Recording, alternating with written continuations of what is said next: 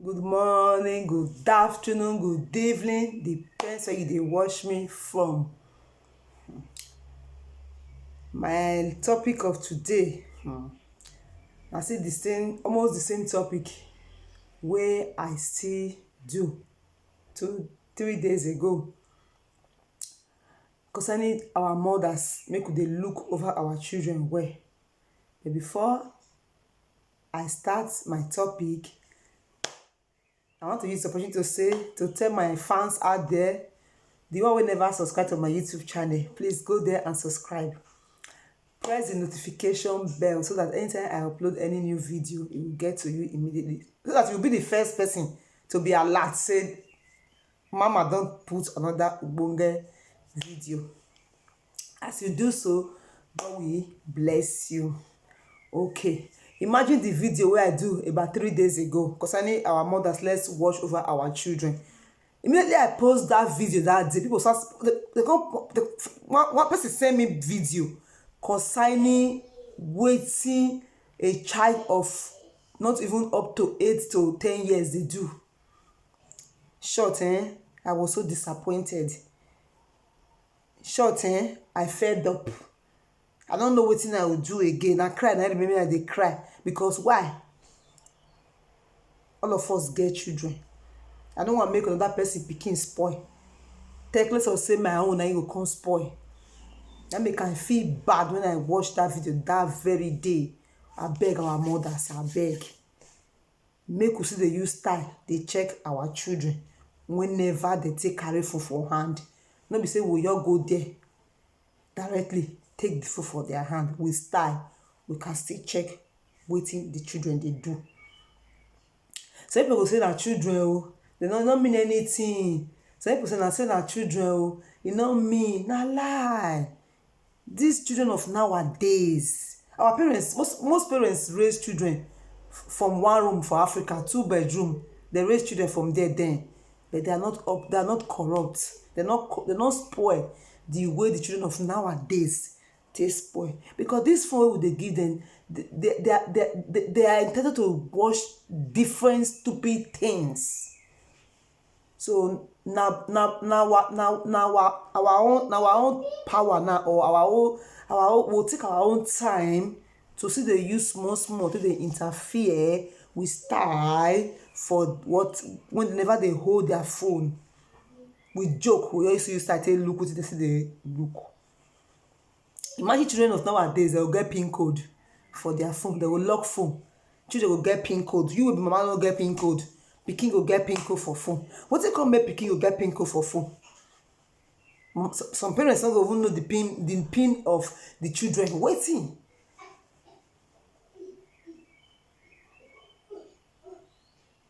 Some people say that modern life, they get their privacy. They not to the extent that children will get PIN for phone. That privacy, is that how we grow up? Some people say that Europe will they are free to do whatever they like. Fine. Some people say no be abroad we dey, no be Africa we dey. Children feel live the way they live, they feel live their life the way they want to.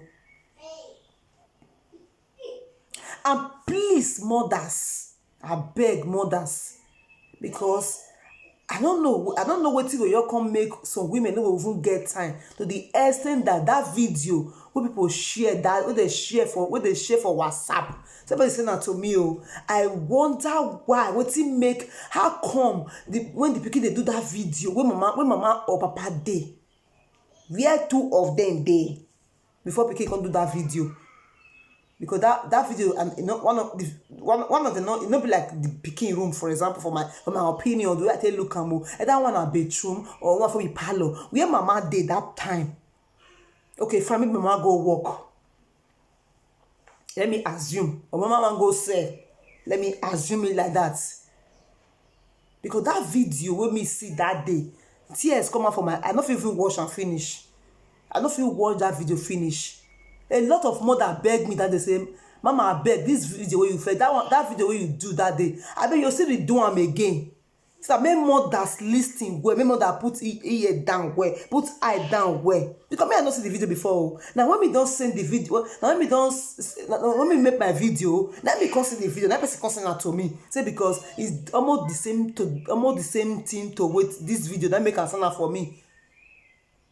Now I say God, mother I beg. These children wey God give us, na wetin money no fit buy. These children wey God take bless us, na wetin we no fit, na wetin that is like a house that you cannot achieve forever. Na be those children wey God give us so. A precious seed wey because they more important than any other things. The best thing you can do it maybe anytime. Like at this one wey God give us so, we suppose to watch over them.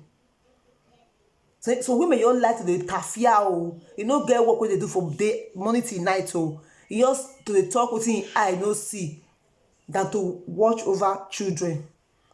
Imagine children now of 10 years, 11 years, they come out for house around 4 o'clock in the afternoon. Some are not the corner, you see, they see them for street. Children will come out for house around 4 o'clock in the evening. They'll come to us around 12 midnight. I don't see. Before me talk, me don't see. Cannot they talk without I don't see. I don't see, now make me they talk. Children will come out for us around 4 in the afternoon, go meet their friends. They'll enter us around 12 midnight. Children will wear, some children of 11 years then go wear bun shorts. They go they see their bum for back. Children go they pierce nose. Children go they do makeup. What we say adult no fit makeup. Someone that will say, not me. Now what if they make the child happy? I saw someone that they talk say not mean anything. If small pikin no come make up again, when me they grow they come. No say they come make up. I don't read this abroad. Before I just say woman they make up. Only wetin me they use for my lips. That time for Nigeria. What I use for my lips. That time na this month. No say they get small matalaton. Now they buy that time because of maybe you get dry lips. You do the rubber for your lips. Now they use that time. When I for see white powder. At that 11 years old, where one for see powder put for pocket or come they make up, where one for see am. When me they grow, they come in and they wear trouser. When me they grow, they come. I know they wear trouser.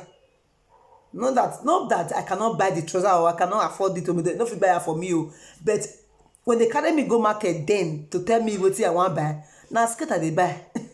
I want they wear trouser. My first day where I wear jeans trouser, but the day where I come for Africa. I don't the videos before.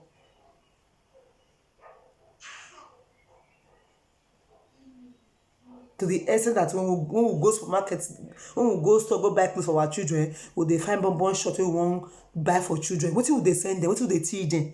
What will they make them learn from us?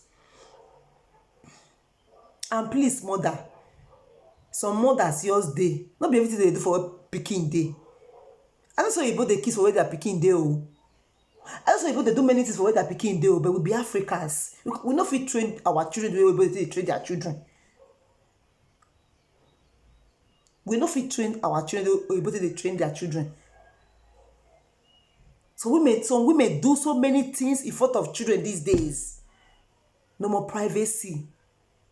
If I can't grow rich like this, I never see my papa and mama they kiss one day. So people say na model life today, you don't mean anything. Or you both they don't, how we know we don't. How can the mother go the kiss or where pikin day? Now, fine, now what you both they do, we know. They see them for streets, but they never see you as a mother or as a parents doing.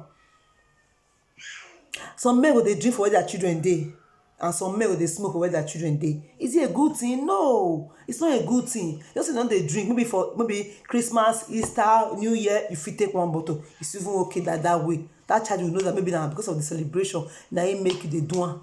So women will have to open bottle of drink for where children day. They teach a good example? No. Some people will say, you know me. Fine. As long as we don't get born, we don't get children, there are many things we're not supposed to do for our children. Some women still dey now. When him with the man no go dey again, e go make the children know say him with the man no dey again. No, it's wrong. Wetin go concern you? Wetin go concern your affair and the man wey you fair born the children for? Wetin go concern the children for inside? Must you involve the children together? No.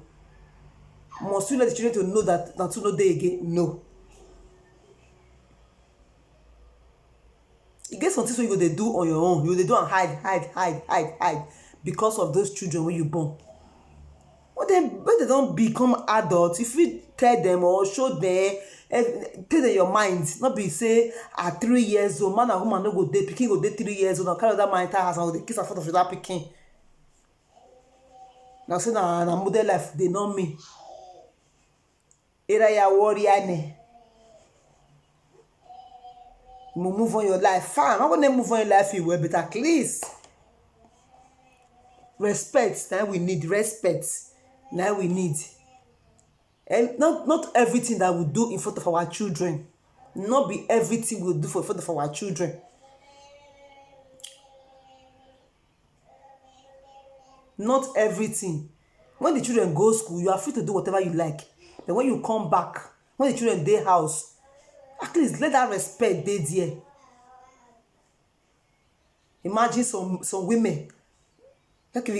Man is able, I'm the money beer. Akisegbe. Eriyan. Anya ege eriyan. Igbo kase Peter aye. Uyamo John. Ako se John aye. Uyamo Jerusalem. Iyako se ne Jerusalem aye. Uyamo Israelites.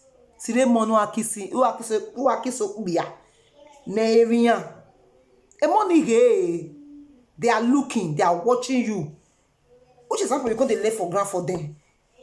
It not be crime for man to leave woman. Not be crime. Ever need toloa. Atolori aboli kijo. Otoloma. Nehe ati gbe yegbe. Without be amayiga right to stay. Because why? Some people go say, no me. Ule look biya. Money I go here. The pikin say you want 6 spoil, go 6 spoil. Fine, but you first do the one. You do God own first. Because the thing when we dey see nowadays, it takes the grace of God for those children to stand well. It takes the grace of God.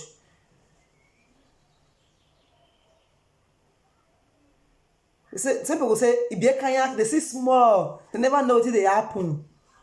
No, very wrong. Mothers, please, I use this opportunity. Can't say beg mothers. Wetin I see for video yesterday is bad. What I see for video day for yesterday, not day for yesterday, is very bad. Mothers are beg. Make our eye reach ground for children. Not only for the girls or the female children, but for the male child. I beg. What if you are proud? Is it not the children? Now they make us proud. Now they make us happy. I beg.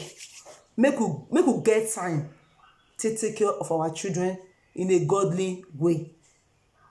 I know it's not be our power, but now God, now you go still give us that power. Now God, now you go still give us that strength to take care of those children. And that might be my little advice for today. Like my video, share, subscribe to my YouTube channel, comment as well, and press the notification bell. So anytime I upload any new video, you will be the first person to get alerts. That is my little advice.